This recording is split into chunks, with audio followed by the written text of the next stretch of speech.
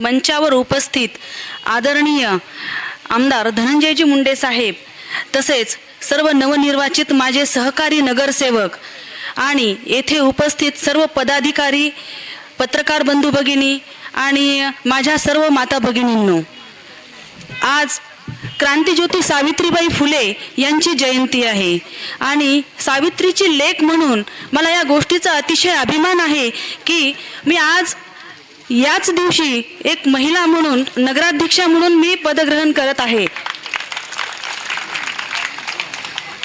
सावित्रीबाईंनी ज्या कष्टातून आणि ज्या अवहेलनेतून महिलांसाठी पहिली शाळा ज्यांनी मुलींसाठी सुरू केली, त्या शाळेचं फलित म्हणजे आज आपण सर्व महिला महिला सक्षमीकरण आणि समानतेची विचारधारा आपल्याला त्यांच्याकडून मिळालेली आहे।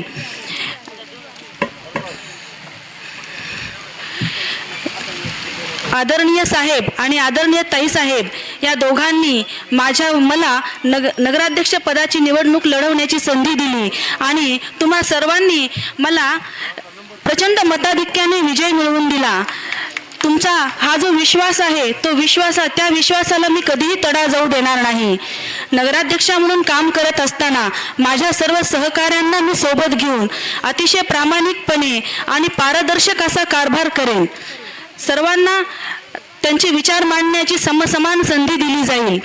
तसेच नगरपालिकेचे जे पदाधिकारी आहेत आणि जे कर्मचारी आहेत त्यांच्याकडून देखील सचोटीने काम करण्याची अपेक्षा मी या ठिकाणी व्यक्त करते। नगर परिषदेचे पदाधिकारी आणि नगर परिषद हे आपल्या विकास रथाचे दोन चाक असतात आणि आपले साहेब आणि ताई साहेब हे आपल्या विकास रथाचे सारथी आहेत।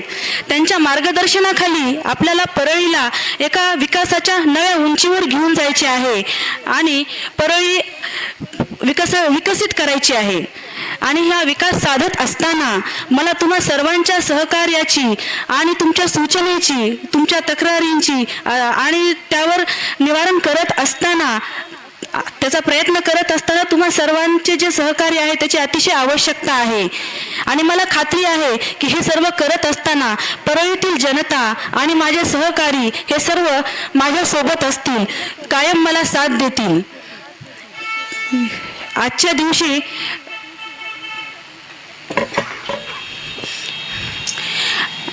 दिवशी मी तुम्हा सर्व जनतेकडून हीच अपेक्षा करते की तुम्ही सर्वांनी मला सहकार्य करावे आणि आपल्या परळीला एका नव्या उंचीवर घेऊन जाण्यासाठी मदत करावी।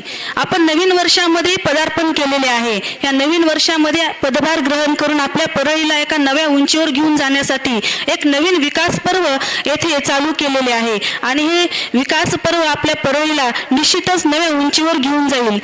तुम्हा सर्वांना दर महिन्याला परळीमध्ये काही ना काही बदल झालेला निश्चितच जाणवेल, तो दिसेल, याची ग्वाही मी या ठिकाणी देते। माझे मनोगत व्यक्त करण्यासाठी मला संधी दिली त्याबद्दल धन्यवाद। जय हिंद, जय महाराष्ट्र।